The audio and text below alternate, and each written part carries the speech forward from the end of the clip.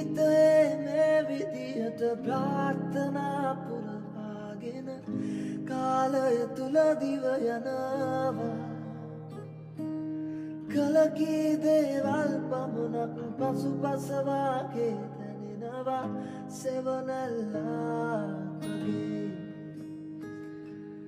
ජීවිතයේ මේ විදිහට ප්‍රාර්ථනා පුරවාගෙන කාලය තුල දිව යනවා. Hi guys, good morning. ඔයාලා හැමෝටම අද මම ඉන්නේ හැබැයි ගෙදර නෙවෙයි. අපි අයියලා ගෙදරව දෙනියයි. මේක දවස් දෙකක vlog එකක්.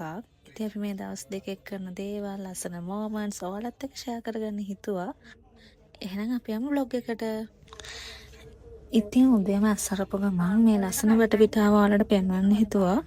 මෙහි ආවම මම ආසම දෙයක් තමයි උදේට එළියට ආවෙ ටිකක් ඇවිදින එක. මොකද ඇත්තටම කිව්වොත් ගෙදරදී එහෙම ඇවිදින්න තරම් වෙලාවක් හම්බෙන්නේ නැහැ. තියෙන බිසි ටයිම් එකත් එක්ක. ඊට පස්සේ ටිකක් වෙලා එනකොට අයියාගේ අම්මා රස තේ එකක් හදලා දුන්න බිස්කට් එක. ඒකත් බීලා ආවම එළියට ආවා. එළියට එනකොට මෙන්න මේ පුංචි යාළුවව හම්බුණා. එයාවත් අත ගාලා ඉතින් හිටියා පොඩ්ඩක් නිදහසේ. ඊට පස්සේ අපි ටිකක් වෙලා ඉඳලා ආවා උදේට කන්න.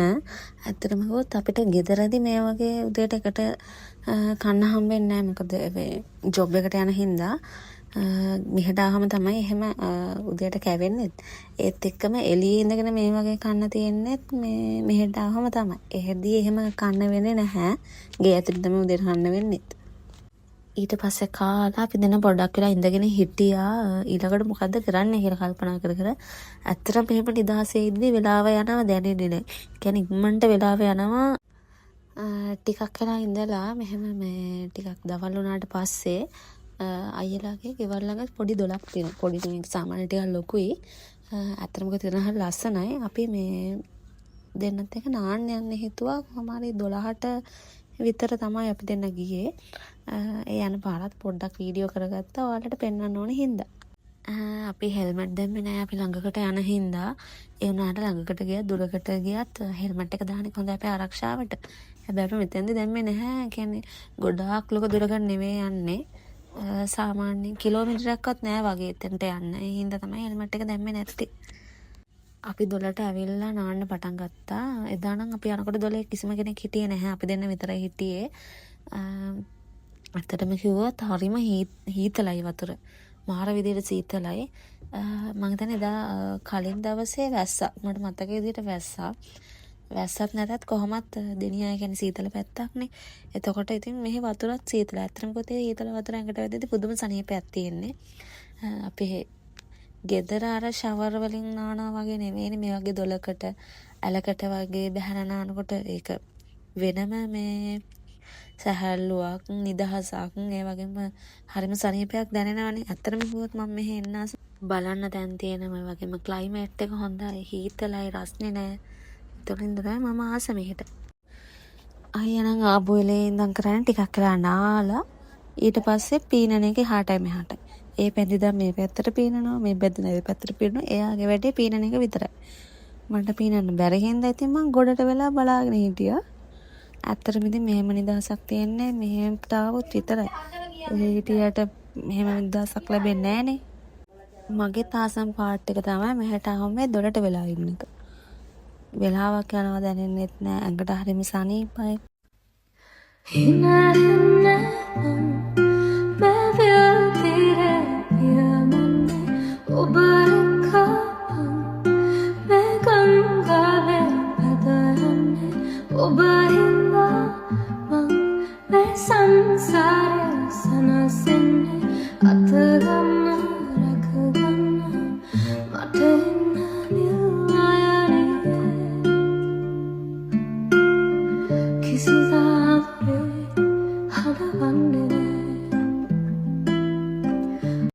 අපි දොලේ ගිහිල්ලා නාලා එද්දී අම්මා දවල්ට කන්න උයලා තිබ්බා. ඇත්තටම කිව්වොත් හොඳට නාලා ඇවිල්ලා සනීපෙට ඉන්නකොට බඩගින්නත් වැඩිනේ. ඒ හින්දා අපි දෙන මුලින්ම කරේ හොඳට ලොකු බත් එකක් බෙදාගෙන දවල්ට කාපු එක. අම්මා හදලා තිබ්බා කොසට මාළුව හදලා කංකුන් තෙල් දාලා කැරට් සම්බෝලයි පරිප්පු. ඇත්තටම පුදුම රසක් තියෙන්නේ. කොහොමද අම්මා හදන කෑම මාරම රසයි.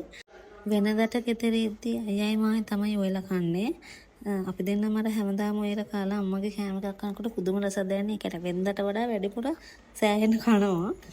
මම හිතන්නේ ඒක හැමෝටම තියෙන සාමාන්‍ය දෙයක්. ඒ කියන්නේ තමන්ම හැමදාම ඔයාගෙන කාලා වෙන කෙනෙක් එක කෑම එකක් හදලා දුන්නාම ඒක අර තමන් වෙනට රස දැනෙනවා.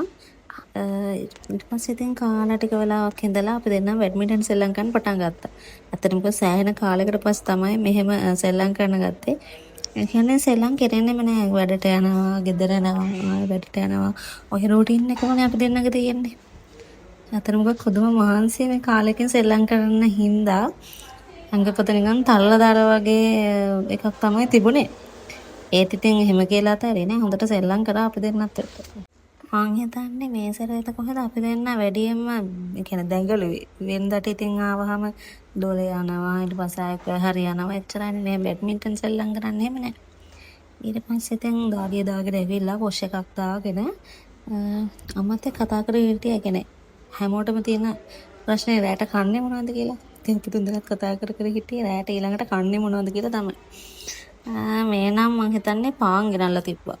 මට මතක විදිහට පාන් ගෙනල්ලා පාන් කාලා ඉඳලා ඊට පස්සේ ඉතින් හිටියා. ඉතින් අපි ගෙදර ආවම අම්මත් එක්ක කතා කරන්න වෙන්නේ ඉතින් මේ වගේ වෙලාවල් වලට තමයි. මොකද ඉතින් අම්මත් වැඩ අපිත් එහෙම යනවා.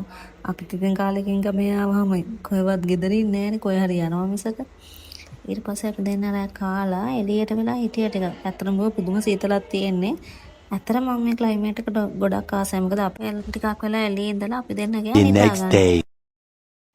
ඊට පහුවෙනිදා අපි දෙන්න උදේම නැගිටලා මොන හැම හොදලා උදේට කාලා පොඩි ගමනක් යන තමයි ලෑස්තිලා හිටියේ. මේ අක්කගේ බබා එයාට උදේට කෑම හදනකම් අපි දෙන්න තමයි බලාගත්තේ. ඇත්තටම හරි දඟ මල්ලක්. මෙයත් එක්ක ඉන්නකොට දවස ගෙවෙනවා දැනෙන්නේ නැහැ. ඔන්න අපි අපේ ගමන යන්න පටන් ගත්තා. ඉස්සරහට දැනගන්න පුළුවන් ඔයාලට අපි කොහෙද යන්නේ කියලා. කොහොම හරි අපි දවල් වෙලා මට මතක විදිහට දවල් 11ට 12ට වගේ තමයි යන්න පටන් ගත්තේ. හැබැයි මේ කිසිම අවුවක් තිබුණේ නැහැ. ඒ දවස් ටිකේ මාර විදිහට වහිනවා. හින්ද වැහි අඳුරත් පොඩ්ඩක් විතර තිබ්බා. හැබැයි අර අවුව නැති එකත් පොඩි පහසුවක් වුණා. අපි බයික් එක යනකොට අවුව තියදී හරි අමාරුයිනේ. ඒ කියන්නේ ප්‍රශ්නෙත් වැඩිනේ. ඒ වුණාට එදා දවස නම් ප්‍රශ්නයක් තිබුණේ නැහැ. මම ඇත්තටම කිව්වොත් මේ පැත්ත හරියම ලස්සනයි. ඔයාලට පේනවා ඇත්තනේ මම ඒ කියන්නේ ගොඩක් ලස්සන තැන් කැච්ච කරගන්න පුළුවන් දැන් try එකක් දුන්නා. මාර ලස්සනයි මේ පැත්ත. ඇත්තට මේ පැත්තට මම මාර විදියට ආසයි. ඒ පාරේ යන්න අමාරුයි මේ ගොඩක් බලවල් තිබ්බා. ඒ හින්දා අයියට බයික් එකෙන් යන්න කියලා මම බහැලා පයින් ගියේ. ඒ කියන්නේ දෙන්නෙක්ට ඒ පාරේ යන්න අමාරුයි. ගැස්සෙනවා. අනික අපි ගියා මේ බයික් එකෙත් නෙවෙයි අයියාගේ තාත්තගේ බයික් එකේ. ඒකේ චුට්ටක් යන්න අමාරුයි. අපි බයික් එක මග දාලා තමයි ගියේ. ඇත්තටම කිව්වොත් මෙතෙන්ට යනකොට රුපියල් 50ක ටිකට් එකක් ගත්තා. ගමේ අයගෙන් ගන්නේ නැති කතාවක් තමයි කිව්වේ. ඒක හරියටම දන්නේ නැහැ. අපේ නම් තේරෙන රුපියල් 50ක් ගත්තා ටිකට් එකක්. විදිහට ගත්තා. ඔයාලට මම පෙන්නන්නම් අපි කොහෙටද යන්නේ කියලා. අපි ආවේ සාමාන්‍යයෙන් දෙනියා කිව්වහම ඕනම කෙනෙක්ට මතක් වෙන තැනක් තියෙනවා. ඒ තැනට තමයි අපි ආවේ. ඔයගොල්ලෝ දැන් දන්නවා ඇති කොහෙද කියලා. අපි ආවේ ෆැට්නා වලට. මම මේ ෆැට්නා ආපු පළවෙනි පාර මම ඊට කලින් ඇවිල්ලා නැහැ. ඇත්තටම කිව්වොත් මේ පැත්ත හරිම ලස්සනයි. ඒ කියන්නේ පාරවල් උනත් තියෙන තේ වතු අස්සෙන් අර වංගු මාරම ලස්සනයි. ඒ වගේම හීතල හුළඟ හැමතැනම කොළ පාටයිනේ බලන හැම පැත්තම කොළ පාටයි. එහෙම වුණාම ඇත්තටම කිව්වොත් මාර ලස්සනයි. හරි ඇඟටත් සනීපයි. මම මෙහි ආපු දවසෙන් සෑහෙන්න කරදර කරා ෆැට්නා යම් කියලා. අජේත් එක්කගෙන ආවා. මේ ඔයාලට පේනවා ඇතිනේ මෙතන එදා නම් කට්ටිය ගොඩක් ඇවිල්ලා හිටියා. එයාට ඉතින් ගලේ ලිස්සන ඔයාලට පේනවා ඇතිනේ. හැබැයි මම නම් එහෙම ලිස්සන්න කියන අතරම පොඩ්ඩක් බයයි. මං ඉතින් වතුරට බහලා හිටියා. මෙන්න යාළුවෙක් ඉන්නවා අපේ කකුල් සුද්ධ කරන්න. මෙයාට කියන නම නම් දන්නේ නැහැ. වතුරට කකුල් දෙක දාපු වෙලේ ඉඳන් මෙයාලගේ වැටේ වම කකුල් අල්ලගෙන මං හිතන්නේ යාලා කොටනවා කියන්නත් බෑ. හරිම සනීපයි කකුල් දෙක ටික. මේ වගේ මාළු රංචු සෑහෙන ඉන්නවා මේ ඒ වතුරේ. ඊට පස්සේ එතන ටිකක් වෙලා ඉඳලා එතන ටිකක් ඉන්න අමාරුයි මේ කට්ටිය වැඩි. දැක්කනේ මේ අර ගලේ ලිස්සලා එනවා. අපි දෙන්න පොඩ්ඩක් උඩහට ආවා. උඩහට ඇවිල්ලා මෙතන තමයි අපි දෙන්න හිටියේ. එදා හැබැයි ගොඩක් වැස්ස වගේ තිබුණා.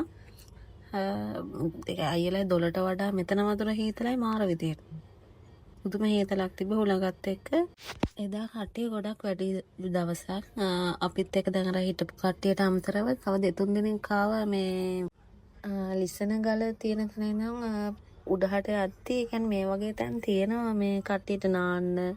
ගොඩක් අය රැඳෙන්න කැමති. ඉතින් අර ලිස්සන ගල ළඟ තමයි. මේ වෙලාව නම් පොඩි පොදයක් යනවා. වෙහි අඳුරක් ටිකක් තිබ්බා. ටික වෙලාවක් ගිහිල්ලා නම් පොඩි වැස්සක් ගියා. හැබැයි පස්සේ ඒක පෑවුවා. හරිම ලස්සනයි. එතකොට නම් බලන්න මේ වගේ තැනක වැස්ස වෙලාවක ඉන්න ලැබිච්ච පළවෙනි අවස්ථාව මේ. මීට කලින් ඇත්තටම කිව්වොත් මෙහෙම මේ වයිබ් එකක් ඇවිල්ලා නැහැ. මොකද මම ලොකුට ට්‍රැවල් කරපු කෙනෙක් නෙවෙයිනේ. ඊට පස්සේ අර පුංචි බලු යාළුවෝ දෙන්න හම්බුණා. අපි ටිකක් වෙලා ඉඳලා හිතුණා දැන් ගෙදර ආවනම් හරි කියලා. අපි දෙන්නත් එක්ක ඊට පස්සේ මේ ආවෝ ආවා. එන ගමන් මෙන්න මේ මොනරු දෙන්න හම්බුණා. අතරම බයික් එකේ එන ගමන් අහම්බෙන් තමයි මේ දෙන්නව දැක්කේ. ඊට පස්සේ ඉතින් ටිකක් වෙලා බයික් එක නවත්තගෙන බලාගෙන හිටියා මොකද්ද වෙන්නේ කියලා. මේ දෙන්නගෙන් එක්කෙනෙක් මොනරෙක් අනිත් එක්කෙනා සෙබඩියක්. සාමාන්‍යයෙන් කියනවනේ සෙබඩියක් කියනකොට මොනර පිල් විදනවා කියලා. අපි ඒක බලන්න තමයි හිටියේ. ඇත්තට මේ වගේම ටිකක් වෙලා ගියාට පස්සේ මෙයා පිල් විදහන්න ගත්තා. එයාගේ මොනර පිල් නම් එච්චරම ලස්සන නැහැ. මේ ඉන්නේ පිල් විහිදගෙන මේ විදිහට තමයි හිමීට ටික තමයි පිල් විහිදුවේ. එයා නම් එච්චරම කියන්නේ ලස්සන විදිහට හිටියේ නෑ. මං හිතන්නේ එයාගේ පිල් ටික ගැලවිලාද මන්ද. ඊට පස්සේ ඉතින් පිල් විහිදුවට පස්සේ අපි ටිකක් වෙලා ඉඳලා අපව ගෙදර ඇවිල්ලා දවල්ට කන්න පටන් ගත්තා. දවල්ට කන්න පටන් ගත්තා කියන්නේ අපිට ගෙදර එනකොට දානි බත් එකක් හම්බලා තිබුණා. මට ඒක වීඩියෝ එකක් නම් ගන්න බැරි වුණා. ඒකත් කාලා පස්සේ ගෙදර හදලා තිබ්බා ජෙලි එක. ගෙදර ජෙලි එක හදලා තිබ්බේ චොක්ලට් අයිස්ක්‍රීම්. කාලා ඉතින් ඔහොම ඉඳලා රෑටත් කෑවා. මට ඒකත් වීඩියෝ එකක් ගන්න බැරි වුණා. ඊට පස්සේ හැමම කාලා අපි ලෑස්ති වුණේ ඊට පහුවෙන්ද එන්න. ඇඳුම් ටික හැම බෑග් ලෑස්ති කරලා ඔක්කොම කරලා නිදාගෙන ඊට පහුවෙන්ද ඉතින් එන්න පිටත් වුණා. අපි දෙන්න ගෙදනකොටත් ගියේ බයික් එකේ නෙමෙයි. මේ පාර අපි දෙන්න ගියේ බස් එකේ. ඊට පස්සේ يعني පැට්න හැමගේ තාත්තගේ බයික් එකේනේ. අපි ආපහු ආවෙත් ඉතින් බස් එකේ දෙනියායෙන් ගාල්ලට ඇවිල්ලා මට මතක විදිහට ගාල්ලට ඇවිල්ලා ටික වෙලාවක් හිටියා. ගාල්ල කොළඹ හයිවේ බස් එක නිකන් එතන ගල් කොටුව ළඟ නවත්තන්නේ. ඊපස්සේ බස් එක ආවට පස්සේ අපි දෙන්න ඉතින් එන්න පිටත් වුණා. ඇත්තටම කිව්වොත් අපි හිතුවේ අපිට කියන්නේ පළවෙනිම ආපු බස් එක යන්න බැරි වෙයි කියලා. මොකද සෙනඟ ගොඩාක් හිටියා. හයිවේ එන්ට්‍රන්ස් එකට බස් එක නවත්තන තැන ඉඳන් ටිකක් දුර එන්න ඕනේ. අපිට බස් එක ඇතුලේ නම් වීඩියෝ ගන්න හම්බුනේ නැහැ. නිින්ද ගියා. මාකඹර හයිවේ එක්සිට් එකට ලඟ වෙලා තමයි අන්තිමට ඇහැරුනේ. ඊට පස්සේ හයිවේ බස් නවත්තන තැනින් බැහැලා ගෙදර ආවා. ඔය විදිහට තමයි අපේ දෙනියා හිටපු දවස් ගෙවුනේ. ඉතින් අදට අපේ vlog එක ඉවරයි. ආයෙ වීඩියෝ එකකින් හම්බෙමු.